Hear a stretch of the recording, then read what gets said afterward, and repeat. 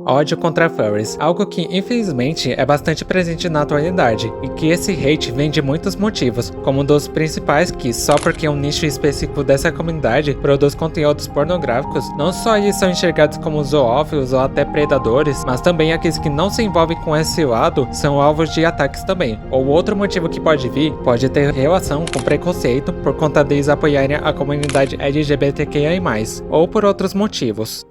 Ataques contra furries é algo que, infelizmente, é bastante comum, por conta dessas possibilidades que eu citei. E querendo ou não, se você é um furry, você em algum momento vai acabar passando por uma situação bem chata, onde vão querer te atacar e espalhar hate gratuito. Então, eu vou debater com vocês sobre essa questão dos anti-furries que estão bastante presentes por aí. E lembrando, a ideia não é fazer ataques, mas só a minha opinião sobre isso. Então, vamos pro que interessa.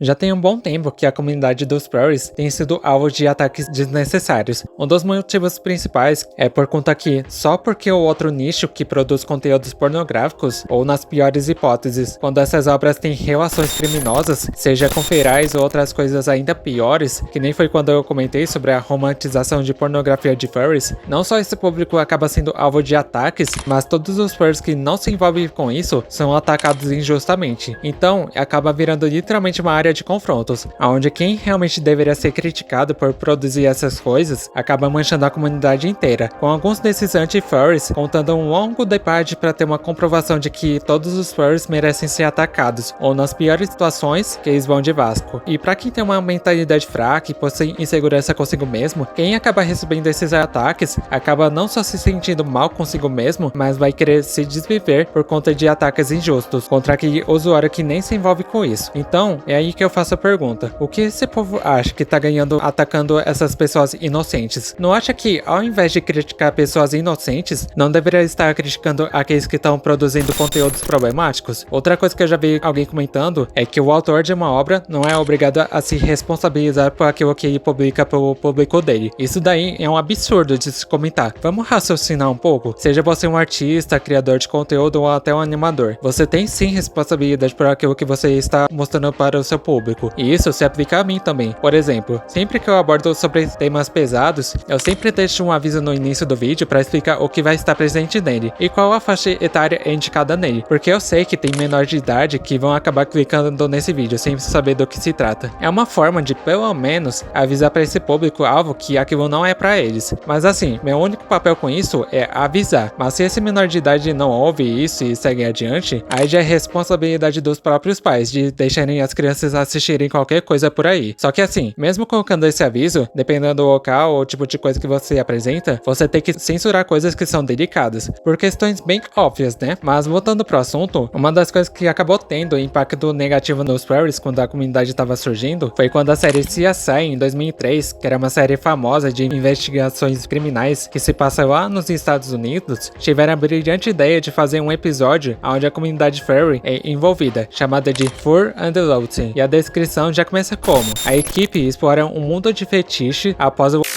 de um homem e uma fursuit de guaxinim, e que ele participava de uma convenção fictícia chamada BAFCON, e nessa comissão acontece coisas além de apenas usar fursuits. Acho que deu pra entender, né? E os investigadores abordam um cara em uma fursuit de um gato azul, que se denominava como isso daí que vocês estão vendo, e pedindo para que ele removesse a máscara para revelar o seu rosto, ele se recusa e é levado para interrogatório, e suspeitando que a fursuit dele tivesse ligação com o crime, ele acaba revelando que ele e o Rock praticaram caricias íntimas, que significa acariciar o seu parceiro, e que um líquido é encontrado nessa fursuit, e ele acaba admitindo que naquela noite as suas ações levaram em uma festa de fursuites. E esse é o resumo do que acontece nesse episódio. Na época que esse episódio passou, isso acabou criando uma visão completamente distorcida da comunidade, o que fez muita gente na época pensar que usar fursuit era sinônimo de ter uma atração sexual ou uma forma de fetiche, e que isso era como se fosse uma forma de ter desejos fantasiosos, e meio que desencorajavam aqueles de usarem essas fursuites. E só uma curiosidade, os produtores até contataram um dos furries para participar desse episódio, e que tinham escrito o roteiro e feito um pouco de pesquisa sobre os furries, mas na hora que foi assinado o acordo confidencial, foi mostrado que havia muitos erros, e mesmo tentando insistir que corrigissem os erros, eles não ouviram e optaram por manter a narrativa chocante e que geraria causaria impacto para milhões de espectadores. E como a comunidade furry nessa época ainda não era grande e eles estavam buscando se destacar na sociedade e ter mais aceitação pelo público, esse episódio acabou manchando completamente esse público por conta dos estereótipos que eram presentes nele. E o pouco que a fandom estava construindo estava desandando. E esse episódio não soava apenas como uma piada, mas como uma difamação. Então, depois de um tempo, os furries tiveram que fazer uma iniciativa e amadurecer, e principalmente tomar mais providência sobre essas coisas que estavam rolando e mostrar o que de fato a comunidade poderia contribuir, já que caso contrário, as consequências seriam catastróficas. E isso não foi um caso isolado, já que teve algumas fontes sensacionalistas que comentavam sobre esse aspecto negativo, como a Vanity Fair, que focou nesse aspecto sexual e fetichista da comunidade e ignoraram completamente o aspecto artístico e social dela, e a própria MTV com a série que tá escrita aí na tela, onde teve um caso onde foi focado nessa questão fetichista, chocante e irrealista, e levou cerca de 2 décadas para que os furries conseguissem desconstruir essa narrativa de que a comunidade era sinônimo de perversão e que só pensava em apenas praticar atos. Apesar de hoje em dia esse tipo de coisa ainda ser presente, esse tipo de coisa não é aceitável nas convenções, por questões bem óbvias, né? E principalmente, os furries que proporcionam coisas positivas não apoiam conteúdos impróprios. E eu vou falar a minha opinião. Por mais que esse episódio do Se Acei tenha sido bem ruim para a comunidade no início, e pelo fato de ter gerado uma grande ferida para a fandom, ainda assim foi importante para a fandom poder amadurecer e entender os pontos que estavam fazendo com que a comunidade fosse ser enxergada com maus olhos, e principalmente as regras bem claras nas convenções furries, que tiveram que ser colocadas para evitar possíveis problemas sérios que pudessem afetar a imagem da fandom, que nem foi o caso do incidente da Rainforest, onde acabou rolando várias atrocidades, o que levou à extinção dessa convenção. E principalmente, esse público específico que produz essas coisas deixa em locais isolados, apesar de ter casos desse povo que deixa público para todo mundo ver. Então, são casos chatos que acabam afetando uma comunidade, mas pelo menos a mancha que assombra a fandom não é pior do que os casos que já aconteceram com a comunidade de My Little Pony. O tanto de atrocidade que já aconteceu nessa fandom chega a ser assustadora, mas seria exagero fazer essa comparação, porque é outro nível. Enfim, demorou um bom tempo para que a comunidade conseguisse ser aceita pelo público, e principalmente ser reconhecida pelas boas ações que estavam rolando graças às convenções, e também graças à mídia de hoje em dia, que fizeram não só notícias comentando sobre esses pontos positivos da fandom, mas também matérias na TV mostrando de uma forma bacana esse lado da fandom. Então, por mais que tenha levado um bom tempo para os furries finalmente serem aceitos aos poucos pela sociedade, tudo que os furries estavam compartilhando, as coisas divertidas, saudáveis e benéficas que estavam rolando, foram compensados. E dá pra dizer que hoje em dia a comunidade tá em uma visão um pouco mais aceitável, apesar de ter muita gente que, mesmo comentando sobre os pontos positivos, eles não se importam e vão continuar botando fogo na lenha. Às vezes o que eu acabo percebendo é que esses anti-furries possuem um certo preconceito, não só por conta de ter muito conteúdo impróprio de furries, mas porque acham que é uma comunidade esquisita e por apresentar pessoas com fursuites agindo como animais antropomórficos, como em séries ou animes onde animais com características humanas são apresentados por aí. E pelo menos do que eu já percebi é que eles não têm interesse de entender ou olhar pelo menos o lado bom dela e acabam devolvendo corrente gratuito e difamações. E na maioria das vezes, esse grupo é formado mais por crianças ou até adolescentes, vindo de redes sociais como o Discord ou até o próprio Twitter. Então nem vale a pena debater, mas não é todo mundo que odeia furries que age dessa maneira. Pelo menos alguns deles possuem um pouco de consideração. Então, se a pessoa gosta de agir como o seu fursona, curte a comunidade, que tem até crianças que gostam deles também, então, por que continuar com esse hate gratuito? É só porque é algo estranho e diferente do que é conhecido? E também pelo fato de ter muita gente nessa fandom que